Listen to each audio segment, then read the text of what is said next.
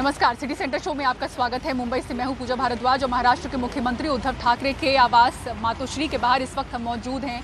महाराष्ट्र की सियासत में जो हाई वोल्टेज ड्रामा चल रहा है उसके चौथे दिन की ये तस्वीर रात के वक्त आप देख सकते हैं, क्योंकि वीआईपी मूवमेंट्स लगातार यहां पर जारी हैं। मातोश्री में जब से अपने सरकारी बंगले वर्षा को छोड़कर मातोश्री में मुख्यमंत्री आए हैं, तमाम अहम मीटिंग्स यहाँ पर चल रही हैं और बड़े नेताओं का आना जाना यहाँ पर बरकरार है। इसलिए पुख्ता सुरक्षा और मीडिया की मौजूदगी रात के दौरान भी आप देख सकते हैं। तो किस तरह से उद्धव ठाकरे महाराष्ट्र की सियासत में जो भूचाल आया है उसके दौरान अपनी सरकार और पार्टी को बचाने में जुटे हुए हैं, आज की तमाम अहम अपडेट्स इस खबर से जुड़ी हुई, उससे ही शो की शुरुआत करते हैं। इस सियासी तूफान के बीच आज शाम एनसीपी प्रमुख शरद पवार, अजीत पवार, जयंत पाटिल के साथ मातोश्री पहुंचे और उद्धव ठाकरे के साथ उन्होंने मुलाकात की। ये मुलाकात करीब 2 घंटे तक चली। वहीं उद्धव ठाकरे अपनी पार्टी शिवसेना को बचाने की कोशिश में जुटे हुए हैं। आज दिन भर मातोश्री और शिवसेना भवन में बैठकों का सिलसिला जारी रहा। शनिवार यानी कि कल भी दोपहर 1 बजे शिवसेना की राष्ट्रीय कार्यकारिणी की बैठक बुलाई गई है।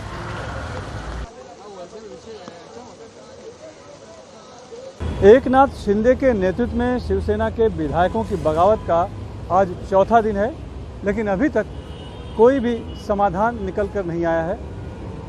एक तरफ जहां एकनाथ शिंदे अपने खेमे में विधायकों की संख्या अब भी बढ़ाने में जुटे हुए हैं, वहीं शिवसेना जो है इस परिस्थिति का मुकाबला करने में जुटी हुई है और लगातार एक तरफ जहां तकनीकी आधार पर जो विधायक बागी हुए हैं उनमें से कल जैसे 12 लोगों की सदस्यता बर्खास्त करने के लिए उपसभापति को पत्र दिया गया था, वैसे ही 4 और विधायकों की सदस्यता बर्खास्त करने के लिए पत्र दिया गया है। और यानी तकनीकी आधार पर जहां पूरे मामले से निपटने की कोशिश कर रही है, वहीं संगठन को भी अपने मजबूत करने के प्रयास में लगातार रहेगी। कल मुंबई के विभाग प्रमुखों को यहां पर मातोश्री में उद्धव ठाकरे ने संबोधित किया और ये बताया कि सत्ता की जो लड़ाई है, संघर्ष है, आप उसकी चिंता मत कीजिए, आप संगठन को मजबूत कीजिए, लोगों के बीच जाइए। पार्टी रहेगी तो सत्ता फिर बाद में भी आ सकती है, पार्टी को बचाना बहुत महत्वपूर्ण है। और आज जो है कि सेना भवन में राज्य के जिला प्रमुखों को बुलाया गया था और वहां पर उद्धव ठाकरे खुद यहां से तो नहीं गए, लेकिन वीडियो कॉन्फ्रेंसिंग के जरिए उन्होंने वहां पर सभी जिला प्रमुखों को संबोधित किया। हालांकि आदित्य ठाकरे वहां पर गए थे, मौजूद थे, और उन्होंने साफ तौर पे कहा, एक संदेश दिया कि आप पेड़ की टहनी और फल ले जा सकते हैं, लेकिन जब तक जड़ें मजबूत हैं, यानी कि जब तक कार्यकर्ता है तब तक पेड़ नहीं हिल सकता। दिन में जहाँ मीटिंग हुई, वहीं शाम को खुद एनसीपी प्रमुख शरद पवार, प्रफुल्ल पटेल जो सांसद हैं उनके साथ, राज्य के एनसीपी के अध्यक्ष जयंत पाटिल और उप मुख्यमंत्री अजीत पवार के साथ यहाँ पर आए। 6:30 बजे शाम को यहाँ पर आए, उद्धव ठाकरे से मिले। 2 घंटे तक वहाँ पर लगातार मीटिंग चलती रही। 2 घंटे के बाद वो बाहर निकले और वापस यहाँ से गए। और हमने देखा कि जगह जगह पर जो शिव सैनिक हैं, अभी तक उन्होंने बड़ा संयम बरता है, लेकिन आज जो है कि कुर्ला में कुछ जगहों पर जो बागी विधायक हैं उनके दफ्तर को तोड़फोड़ करने की भी कोशिश की गई थी। और यहाँ पर भी शाम को बड़ी संख्या में शिव सैनिक और महिलाएं आ गई थी और आने के बाद उन्होंने कहा कि हम उद्धव ठाकरे को यहाँ पे समर्थन देने आए हैं। शिवसेना एक ही है, शिवसेना 2 नहीं हो सकती, और जो बागी की बगावत किए हैं वो गद्दार हैं, हम सब शिवसेना के साथ हैं, यही उन्होंने दिया। यानी शिवसेना मुस्तैदी से अभी तक मैदान में खड़ी है, भले बगावत उसके पार्टी में हो गई है, बहुत बड़ी संख्या में विधायक जो है कि एकनाथ शिंदे के साथ हैं, लेकिन पार्टी अब भी हार मानने के लिए तैयार नहीं है। सत्ता के लिए भी संघर्ष कर रही है और संगठन को मजबूत बनाए रखने के लिए भी संघर्ष लगातार जारी है। मुंबई से कैमरामैन संजय मंडे से सुनील सिंह, NDTV इंडिया के लिए। और सियासी संकट का सामना कर रहे महाराष्ट्र के मुख्यमंत्री उद्धव ठाकरे ने आज बागी विधायकों पर इमोशनल वार किया। शिवसेना की अहम बैठक में उन्होंने कहा कि मैंने मुख्यमंत्री आवास भले ही छोड़ा, लेकिन लड़ाई नहीं छोड़ी। मैं बीमार था, लेकिन कुछ लोगों ने दुआ की कि मैं ठीक ना हूँ। मैंने एकनाथ शिंदे के लिए क्या क्या नहीं किया। मैंने अपना विभाग तक एकनाथ शिंदे को दिया। फूल पत्तियां टूटने से जड़ें नहीं टूट जाती हैं। सूखे पत्तों को जाने दो, नए आ जाएंगे। मुझे सत्ता का कोई मोह नहीं है, लेकिन जिस तरीके से बगावत की गई वो ठीक नहीं है। बागी विधायक शिवसेना तोड़ना चाहते हैं, लेकिन शिवसेना और ठाकरे का नाम लिए बिना आगे कैसे बढ़ेंगे। एकनाथ शिंदे का बेटा भी सांसद है, लेकिन मेरे बेटे को निशाना बनाया जा रहा है, ऐसा उद्धव ठाकरे ने कहा। उन्होंने कहा कि हिम्मत है तो शिवसेना और बाला साहेब का नाम लिए बिना जनता के बीच जाएं। ठीक आहे, त्याच्यात जास्त काय मला गुंतायचं नाहीये। और मुंबई के शिवसेना भवन में शिवसेना की जो अहम बैठक हुई उसमें आदित्य ठाकरे भी बागी विधायकों पर जमकर बरसे। आदित्य ठाकरे ने कहा कि खुद की कीमत लगाकर ये लोग वहां बिक गए हैं। हमारे पास बहुमत है लेकिन सत्ता आती जाती रहती है, हमें हर तरफ से समर्थन मिल रहा है। जब हमने सीएम आवास छोड़ा तब कर्मचारियों पुलिस वालों की आंखों में आंसू थे। हमने देखा कैसे शिवसैनिक और मुंबईकर हमारे साथ खड़े रहे। मेरी मां और उद्धव जी ने कहा कि हमारे सहयोगियों ने हमें धोखा नहीं दिया, जो हमारे समर्थन से बढ़े, जिन्हें हमने पाला उन्होंने हमें धोखा दिया। उन्होंने हमें तब धोखा दिया जब उद्धव जी अस्पताल में भर्ती थे। आगे बढ़ते हुए हमें जीतना है और सिर्फ जीतना है। और मुख्यमंत्री उद्धव ठाकरे के आवास मातोश्री के बाहर आज दिन भर बड़ी संख्या में शिवसैनिक और ठाकरे परिवार के समर्थक जमा होते रहे। इस संकट की घड़ी में वो उद्धव ठाकरे के समर्थन के लिए यहाँ पर पहुंचे थे और उन्होंने कहा कि बड़े आए और गए लेकिन शिवसेना यही है और यही रहेगी। शिवसेना पर आए संकट के विरोध में एक जब शिवसैनिकों का गुस्सा अब धीरे धीरे उबाल मारना शुरू कर रहा है और धीरे धीरे जो है शिवसैनिक, अभी कुछ देर पहले सुनने में आया था कि मंगेश जो हैं विधायक एक हैं उनके दफ्तर पर तोड़फोड़ हुई थी और हम देख रहे हैं कि मातोश्री के पास शिवसैनिक यहाँ पर जमा होना शुरू हो गए हैं। आप लोग यहाँ पर इतनी बड़ी संख्या में आए हैं, क्या कहना चाहते हैं, किस तरह का रोष है? हम लोग रोज बोले तो हमारा एक ही नेता है उद्धव ठाकरे, बस शिवसेना हम उसके साथ में हम लोग रहेंगे। कोई भी आने दे उनको सबको गिराएंगे, ये हमारा नेता एक ही है। तो क्या आप लोग को आदेश हुआ है आने के लिए? आदेश हुआ नहीं, हम लोग खुद उसी से आए ले कि हम लोग कट्टर शिवसैनिक हैं, शिवसैनिक के साथ में रहेंगे। कहाँ से आए आप लोग? हम लोग मुलुंड से आए। मुलुंड से आप क्या कहेंगे, किस तरह का रोष है आप लोग का? यहाँ पर आप लोग मातोश्री के पास आए हैं, क्या कहना चाहते हैं? 54 गए ना तो ऐसे हजारों बनाएंगे हम लोग। वो 54 का हम लोग को गरज नहीं, वो गद्दार है। शिवसेना अंगार है, बाकी सब अंगार है। शिवसेना अंगार है, बाकी सब अंगार है। उनका तो कहना है कि बाल ठाकरे का जो हिंदुत्व है उसको लेकर वो लोग आगे बढ़ रहे हैं। असली शिवसेना उनके साथ है, संख्या बल उनके साथ है। आप लोग क्या कहेंगे? ठाकरे का तो शिवसेना है, तो उद्धव जो है ना उसका बेटा है ना, तो वो संभालता है ना, अभी मुख्यमंत्री है ना, मैं उसको क्या छोड़ के गया? ऐसा छोड़ना नहीं मांगता है, छोड़ना मांगता है समोर बैठ के छोड़ना मांगता है, ऐसा नहीं छोड़ेगा, ऐसा छोड़ना नहीं है। खूब दुख होता है हम लोग का, खूब दुख होता है। 75 तक हम लोग इसके साथ में। जी बताइए। वही हम लोग उनके साथ में, उनको साथ देने के लिए हम लोग इधर आ गए अभी तक। तो हम लोग को बस अभी उनको थोड़ा मिलने दो, बस बाकी कुछ नहीं है। आपको सपोर्ट करने के लिए आए हैं, हम आपके सपोर्ट में है करके, इसके लिए हम लोग यहाँ पे आए हैं। आप लोग कहाँ से आए हैं? मुलुंड से, सब मुलुंड, सभी शिवसैनिक हैं मुलुंड। कुछ ऐसा आदेश हुआ था कि आज आना है या फिर नहीं, हम लोग हमारे मन से आए हैं साहब को मिलने। 3 दिन से ये संकट चल रहा है, लोग आ नहीं रहे थे, परसों आए थे, फिर कल दिन भर नहीं आए। तो अभी क्या एक तरह से माहौल एक बनता जा रहा है, एक रोष बनता जा रहा है। जो लोगों ने जैसा आप लोग कह रहे हैं उन्होंने बगावत की है, आप लोग कह रहे हैं कि उन्होंने गद्दारी की है। हाँ, जो उन्होंने किया है उनसे है, हमें उनसे कुछ भी लेना देना नहीं है। हम लोग साहब के लिए आए, शिवसेना के हम लोग कार्यकर्ता है, पदाधिकारी है, तो हम लोग साहब को बताने के लिए हम लोग आपको सपोर्ट कर रहे हैं। यहाँ पर भी देखिए बड़ी संख्या में सभी जो शिवसैनिक हैं मुलुंड से आए हैं बताया जा रहा है। यहाँ पर ढोल ताशे लेकर आए हैं, केसरिया झंडे भगवा झंडे लेकर आए हैं, पार्टी का झंडा लहरा रहे हैं और लहराते हुए सभी की बस एक ही बात है, एक ही मांग है कि जिन्होंने बगावत की है उन्होंने सही नहीं किया है। हम सब शिवसैनिक पार्टी के साथ हैं और शिवसेना प्रमुख उद्धव ठाकरे के साथ हैं और इसी संदेश के साथ एक उनको मजबूती देने के लिए अपने शिवसेना प्रमुख उद्धव ठाकरे को मजबूती देने के लिए यहाँ पर आए हुए हैं। दरअसल शिवसेना बागी विधायकों के नेता एकनाथ शिंदे का दावा है कि उनके पास 50 से ज्यादा विधायकों का साथ है और उनमें से 40 जो विधायक हैं वो शिवसेना के हैं। एनडीटीवी के साथ एक्सक्लूसिव बातचीत में उन्होंने कहा कि जिस तरह से विधायकों पर कार्रवाई की अर्जी दी गई है वो अवैध है। उनके पास पार्टी से ज्यादा विधायक है और उन्होंने कहा कि विधायकों के साथ बैठक के बाद वो आगे की रणनीति पर फैसला करेंगे। आपसे पहला सवाल ये होगा कि लगातार विधायकों के पहुंचने का सिलसिला जारी है, अभी आपके पास क्या आंकड़े हैं, कितने विधायक आपके साथ में हैं? मेरे पास अभी यहाँ पर हमारे पास 50+ है।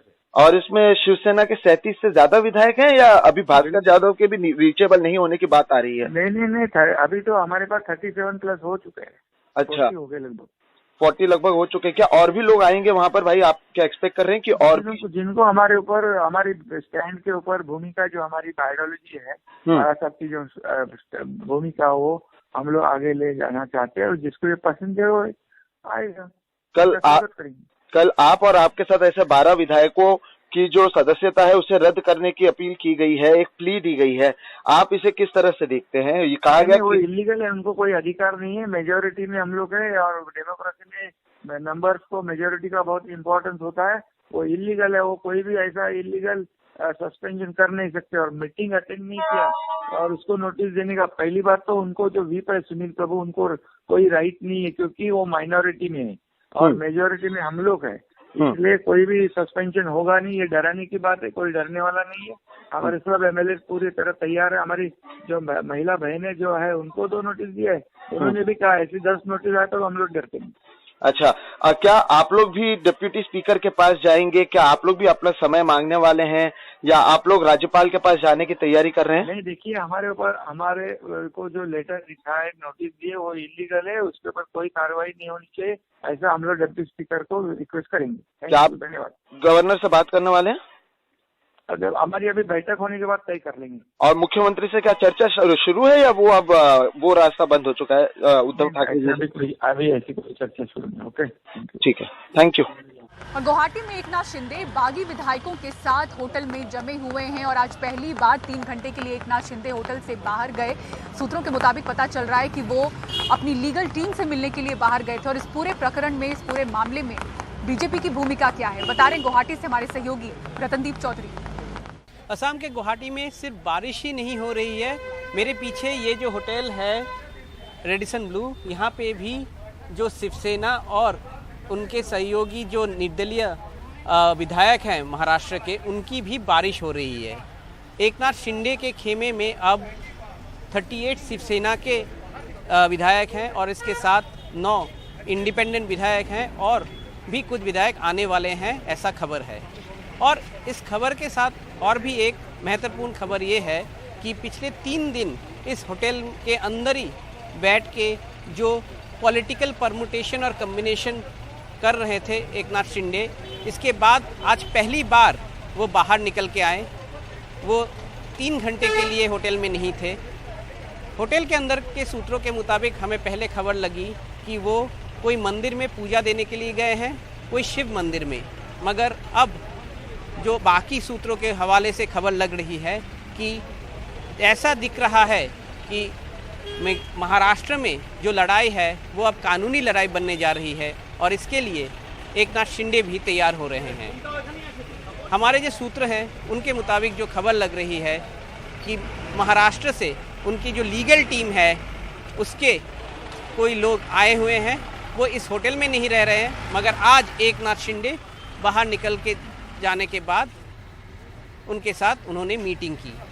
और इसके साथ साथ और एक पहलू निकल के आता है कि जिस तरह से पिछले 3 दिनों से इस होटल में शिवसेना के जो विधायक हैं वो रह रहे हैं, जो इंडिपेंडेंट विधायक एकनाथ शिंदे को सपोर्ट कर रहे हैं वो रह रहे हैं, कहीं ना कहीं पे बीजेपी रूल्ड एक स्टेट में ये होना यही दर्शाता है कि कहीं ना कहीं पे बीजेपी का एक लिंक इसके साथ जुड़ा हुआ है। मगर वो लिंक क्या है, हम आपको वो समझाते हैं। सूत्रों के मुताबिक जो खबर मिली है कि आज जो प्रेसिडेंशियल कैंडिडेट द्रौपदी मुर्मू, उनकी नॉमिनेशन फाइलिंग के लिए असम के मुख्यमंत्री दिल्ली पहुंचे हुए थे।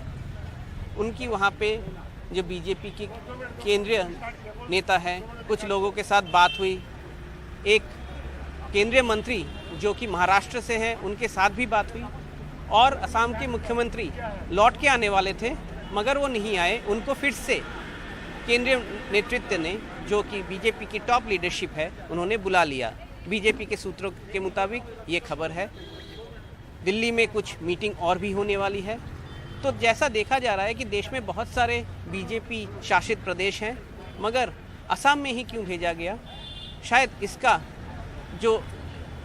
जो आंसर है वो इस बात से निकलता है कि जो बीजेपी के आला नेता हैं वो अब हिमंत बिश्व शर्मा के ऊपर ही ज़्यादा अपना विश्वास रखते हैं।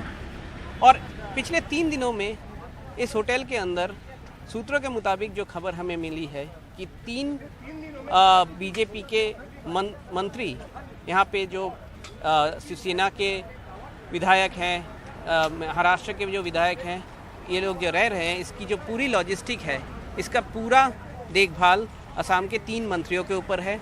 ये जो सूरत से ओवरनाइट चार्टर्ड फ्लाइट से गुवाहाटी लाया गया था एकनाथ शिंदे और उनके सहयोगी को, इसका भी जो पूरा दारोमदार था वो बीजेपी के एक एमएलए के ऊपर था असम के।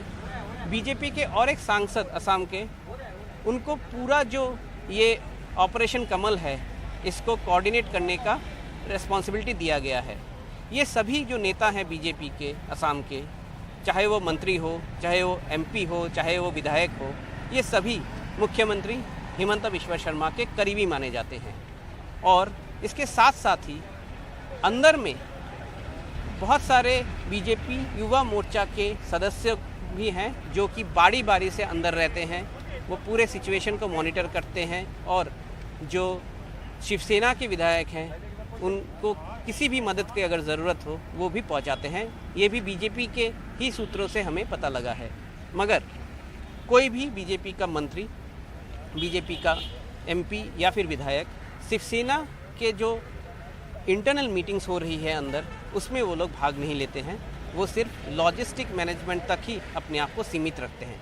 तो इसी तरह जबकि बीजेपी ने अब तक ऑफिशियली कभी भी ये नहीं कहा है कि ये जो पॉलिटिकल क्राइसिस है महाराष्ट्र में, इसके साथ बीजेपी किसी भी तरह से जुड़ी हुई है, मगर शिवसेना के जो बागी विधायक हैं एकनाथ शिंदे के साथ जो हैं, उनका असम में आना और जिस तरह से उनको यहाँ पे पूरे सिक्योरिटी के साथ रखा गया है, ये पूरा मामला इसी को ही दर्शाता है कि असम अब बीजेपी के लिए एक बहुत महत्वपूर्ण राज्य है और शायद हिमंता बिश्वा शर्मा अब बीजेपी में एक बहुत बड़े नेता के रूप में उभर के आ रहे हैं। गुवाहाटी से संजय कौशिक के साथ रत्नदीप चौधरी, एनडीटीवी इंडिया। और केरल के वायनाड में कांग्रेस नेता राहुल गांधी के दफ्तर में आज जमकर तोड़फोड़ हुई। कांग्रेस ने घटना के पीछे स्टूडेंट्स फेडरेशन ऑफ इंडिया का हाथ होने का आरोप लगाया है। कांग्रेस ने कहा है कि स्टूडेंट्स फेडरेशन ऑफ इंडिया के गुंडों ने राहुल गांधी के दफ्तर के कर्मचारियों के साथ मारपीट की। इस घटना का एक वीडियो भी सामने आया है जिसमें देखा जा सकता है कि लोग खिड़कियों पर चढ़ गए और तोड़फोड़ शुरू कर दी। इसके साथ ही जमकर नारेबाजी भी की। यूथ कांग्रेस के अध्यक्ष श्रीनिवास बीवी ने आरोप लगाया कि केरल में अराजकता फैल गई है। उन्होंने ये सवाल उठाया कि केरल के मुख्यमंत्री इस तरह के उपद्रवियों को संरक्षण क्यों दे रहे हैं। इस घटना के विरोध में केरल के कोझिकोड शहर में कांग्रेस कार्यकर्ताओं ने विरोध प्रदर्शन किया। बड़ी संख्या में कांग्रेस कार्यकर्ताओं ने यहां रैली निकाली। इस पूरे मामले पर केरल के मुख्यमंत्री ने कहा कि देश में हर किसी को अपनी राय जाहिर करने का हक है, लेकिन इसकी हद नहीं तोड़ी जानी चाहिए। उन्होंने हिंसा को पूरी तरह से गलत बताया और दोषियों पर सख्त कार्रवाई की बात कही।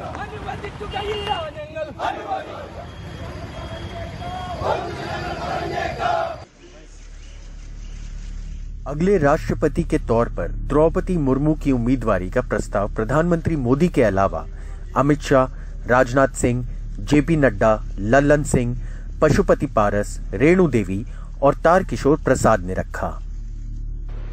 पर्चा दाखिल करने से पहले मुर्मू ने सांसद में महात्मा गांधी, डॉक्टर अंबेडकर और बिरसा मुंडा की मूर्तियों पर श्रद्धांजलि अर्पित की। द्रौपदी मुर्मू ने शुक्रवार को कांग्रेस प्रमुख सोनिया गांधी, राष्ट्रवादी कांग्रेस पार्टी के शरद पवार और पश्चिम बंगाल की मुख्यमंत्री ममता बनर्जी सहित प्रमुख विपक्षी नेताओं को फोन किया। रिपोर्ट के अनुसार उन्होंने नामांकन से पहले व्यक्तिगत रूप से सभी से बात की और समर्थन मांगा। कई विपक्षी दलों से मुर्मू को समर्थन मिल भी रहा है। बीजेडी ने आगे बढ़ चढ़कर मुर्मू का समर्थन कर दिया है। साथ में वाईएसआर कांग्रेस के जगन मोहन ने भी समर्थन कर दिया है। देखिए, जिस तरह से हमारे नेता माननीय मुख्यमंत्री श्री नवीन पटनायक जी का निर्देश रहा है और समर्थन बीजू जनता दल का रहा है श्रीमती द्रौपदी मुर्मू जी को, क्योंकि वो उड़ीसा की बेटी हैं और उड़ीसा की बेटी श्रीमती द्रौपदी मुर्मू जी जरूर राष्ट्रपति चुनावों में जीतेंगी, ये बीजू जनता दल की आशा है। उड़ीसा में मंत्री और झारखंड की राज्यपाल रही द्रौपदी मुर्मू की उम्मीदवारी से चुनाव का पड़ला उनकी ओर झुक चुका है। उन्हें 55 से 60% वोट तक मिल सकते हैं। विपक्ष के उम्मीदवार यशवंत सिन्हा 27 तारीख को अपना पर्चा दाखिल करेंगे। द्रौपदी मुर्मू ने अपना नामांकन दाखिल कर दिया है। ऐसा लगता नहीं है कि अब उन्हें देश का राष्ट्रपति बनने से कोई रोक सकता है। यशवंत सिन्हा विपक्ष के उम्मीदवार हैं, पर यशवंत सिन्हा के लिए ना विपक्ष की कोई रणनीति समझ में आती है और ना ही इतना समर्थन मिलने बाद यशवंत सिन्हा के कैंडिडेचर का कोई मतलब। राष्ट्रपति भवन से सहयोगी करण पात्रा के साथ Saurabh Shukla, NDTV India. Bangalore university की सड़क का यह हिस्सा 20 जून को प्रधानमंत्री मोदी की यात्रा से ठीक पहले सुधारा गया था। इसी सड़क से होकर वो doctor BR Ambedkar school of economics university के उद्घाटन के लिए गए थे। इस मेकअप पर तकरीबन 6.5 करोड़ का खर्च हुआ, लेकिन ये प्रधानमंत्री मोदी के दिल्ली लौटने के बाद 2 दिन भी नहीं टिक सका। सड़क की हालत BBMP के काम की पोल खोल रही है। एक सामाजिक कार्यकर्ता राजकुमार डुगर का कहना है कि किसी बड़े आदमी के आने से ठीक पहले इस तरह की मरम्मत को करप्शन ही कहा जाएगा। मुझे कोई आपत्ति नहीं है कि सड़कों को VIP मूवमेंट्स के लिए तैयार किया जाता है। ये ना भूलिए कि हम देश के प्रधानमंत्री की बात कर रहे हैं। दुर्भाग्य से खराब सड़कें लंबे समय से चिंता का विषय है। ये आखिरी समय में सड़कों को सही करना हमेशा जल्दबाजी में होता है। ये काम ना अच्छी क्वालिटी का होता है और ना टिकाऊ होता है। BBMP के कमिश्नर तुषार गिरिनाथ ने टैक्स देने वालों के पैसे को इस तरह बर्बाद करने से जुड़े सवालों के जवाब देने से मना कर दिया।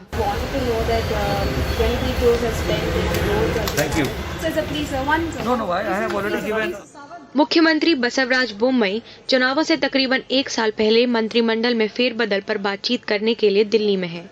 उन्होंने इस मामले में जांच के आदेश दिए हैं। प्रधानमंत्री के दौरे से पहले बेंगलुरु महानगर पालिका ने 23 करोड़ रुपए खर्च किए थे। वहीं मैसूर में सड़कों की हालत सुधारने पर 33 करोड़ रुपए खर्च किए गए। इतने खर्च के बाद भी सड़कों की हालत क्या है, आप खुद देख सकते हैं। बेंगलुरु से श्रीजा MS की रिपोर्ट, NDTV इंडिया के लिए। और सिटी सेंटर शो में फिलहाल इतना ही। मुख्यमंत्री उद्धव ठाकरे के आवास मातोश्री के बाहर से पूरी टीम को दीजिए इजाजत। खबरों के लिए देखते रहें NDTV इंडिया। नमस्कार।